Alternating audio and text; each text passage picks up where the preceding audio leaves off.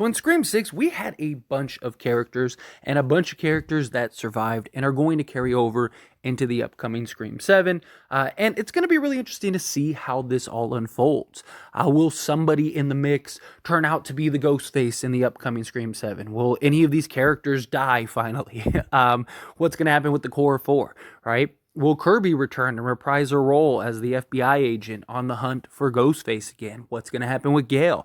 Will Sydney return? There are a lot of questions, a lot of directions in which they could go in the upcoming Scream 7. But one of the characters in Scream 6 that I'm really interested to see how it plays out is Josh Segura's character, Danny, in the upcoming Scream 7. So Danny was the Derek of Scream 6, right? The boyfriend to the main character, the final girl, who just seemed like a genuine nice guy, right? And just like in Scream 2, Derek kind of is sus, and you're like, something's not right here. But ultimately, he turns out to be the good guy. The only difference is this time, Josh Segura's character, Danny, survived, where Derek ended up meeting his end and dying. And both their names begin with the letter D. A lot of people in Scream 6, Killjoy Jake, for example, made the connection of Danny being the name of the, Ghostface in Dead by Daylight. So maybe there's some connection there. And he was very suspect, right? He didn't have anything that was like super standoutish. Like there wasn't like, him standing over a dead body or anything like that, right? But there were a lot of moments. Like he was too understanding, right? Like, and I get it, like him and Sam kind of had like this secret relationship, how invested were they both really? Was he really willing to risk his life for her? But he was there for a good chunk, right? Obviously the apartment scene, he's there because, he lives across the way. So for him, he's just trying to do the right thing as a Samaritan across the way. But beyond that, him, jumping on the bus and, trying to be by her side and going to the shrine and then calling the police and getting in and all that stuff. There was just a lot of things that were, over and beyond for him to just be some like sort of side piece, right? And maybe he really cared for her. Maybe he really did, was starting to fall in love with her and they had this relationship and, it was going well. And maybe he really did want to protect her. But there was always this sort of just question about him. Again, like, usually when you get there and she's like, no, right? Like, I don't know if I could trust you. You need to stay here.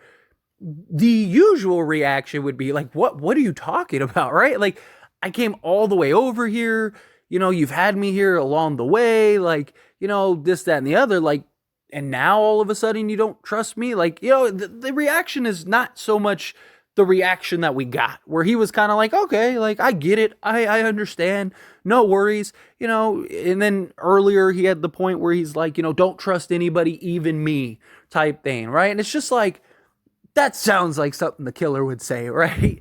And look, again, he very well could be a good guy, right?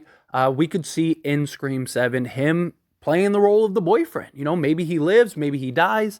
Maybe he takes the role of, one of the Meeks twins or something like that, right? Maybe Mindy dies, and then you have Tara and Chad together, and then you have, Danny and Sam together, and that's kind of like the four going forward, kind of like how, we saw Cotton kind of become that surviving character that carried over into the next film. Maybe you get something like that. The other alternative is that he turns out to be a Ghostface. He turns out to be a mastermind or had some involvement, right? Somebody that could get close to Sam. And that is something that could very well come to light in the upcoming Scream 7, and I think could make for an interesting story. The other kind of idea that I personally kind of like, and I touched on this and presented this idea on the Lethal Collective.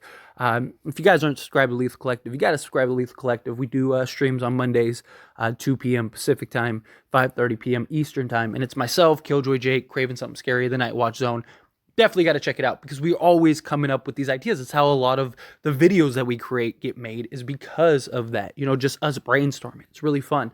But I presented this idea of like, what if Josh Segura is the character that was not tied to Ethan and Quinn and Detective Bailey, but what if he was tied to Greg and Jason, right? So here's my thing. Like, one, you had those two who clearly wanted and were obsessed with the whole Richie thing, and they wanted to do the killing, and, yada, yada, yada, right?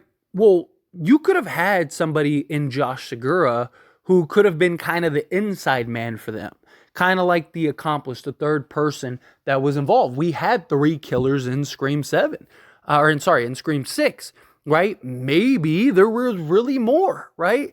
I mean, theoretically, technically, there was 5, right?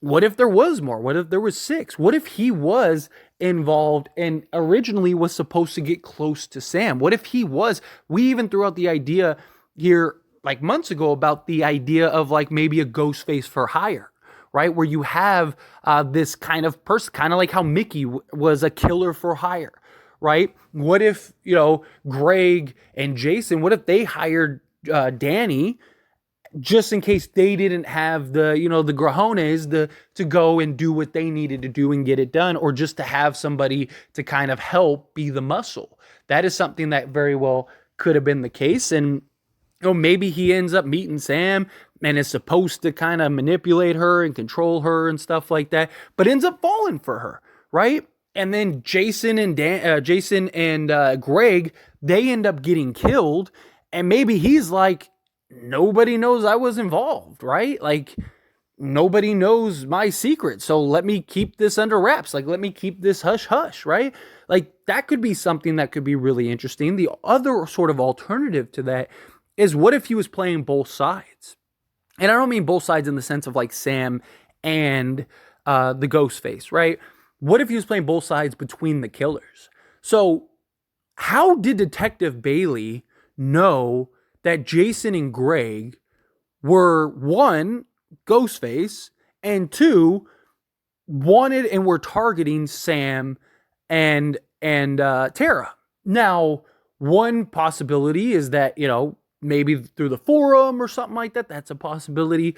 But the other alternative is that there was somebody that was the in-between, right? There was somebody that was the bridge between the 2 college killers and then the 3, family of Richie. And Josh Segura could have been that, right?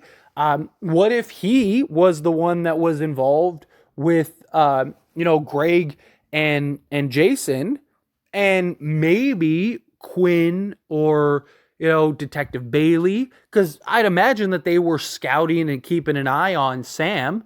Maybe they saw Danny was involved and were following and tailing Danny. Danny maybe met up with Jason and Greg and had some conversation that was overheard, right? Because, I mean, Detective Bailey is a detective, right? They had their surveillance equipment. That could have been a possibility. Went up to Danny and were like, hey, I know your secret. I won't say anything if you X, Y, and Z. And maybe he ended up being the bridge guy. That is a very real possibility, and something that could easily tie in to Scream 7 that you could use to kind of tie in Scream 6 and put it all together. That wouldn't be just like out of left field, right? Again, Detective Bailey, Quinn, and Ethan, the whole goal was to get close to Sam and Tara and everybody so they could, fulfill their plot. And they were probably watching and monitoring and keeping an eye on them the entire time to find all the ins and outs. And, Detective Bailey wanted a fall guy. Well, they end up stumbling across Jason and Greg, and maybe they saw that Danny was involved. And it's like, oh, okay, here we go. Here's our in. let's go talk to Danny. Maybe Danny has a record or something, and they were able to, Detective Bailey's like, hey, you're on like probation or something. I can easily just take you in right now. I know what's going on. Maybe he even has like recorded evidence or something. And I know your dirty secret. If you don't do this, then I'm going to whatever. I'm going to turn you in and you're going to go to jail, right? That is definitely a possibility. And it's something that could really play into it all. But I like that idea of him kind of being off scot-free, because they could even do what they wanted to do originally for Scream 5. And I'm talking about Wes Craven and Kevin Williams in Scream 5.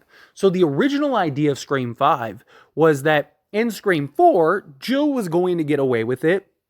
Kirby was going to survive, and the two of them would go to college, and Jill would just kind of live her life as like this final girl, but a new Ghostface would be killing and would know Jill's secret and would be trying to, kill people and leave people, and Jill would have to kill people to basically to keep her secret quiet so nobody found out that she was involved with the last one. You could kind of do that story with Josh Segura's character of Danny, right? Have him kind of, just stumbling across dead bodies and stuff with clues of his involvement, right? Maybe pictures that Detective Bailey had, or maybe like a voice recording or something like that, right? And Josh Segura is now having to like cover this stuff up, or maybe kill some people to cover this up. And you could kind of have this like unique type of Scream movie. You could even have it to where maybe Sam and everyone finds out, and you have this conflict and you have this struggle, and it's like, Sam's like devastated and broken, and maybe they're like getting close to getting married or something, and now she just feels like this guy wanted to kill me, right? And now it's like, no, like I was just the hire, like I didn't know you, I didn't have this connection, blah blah blah. And, now you have this kind of love story and conflict that you see in a lot of films. I think it's something that could be very fun, could be very unique, and be a sort of different type of Scream movie. But anyway, as always, this is a discussion, so I pass the question on you. Let me know your thoughts and opinions down in the comments below. What do you think? Do you agree? Do you think, like, yeah, that would be great? Do you think Josh Segura's character was suspect?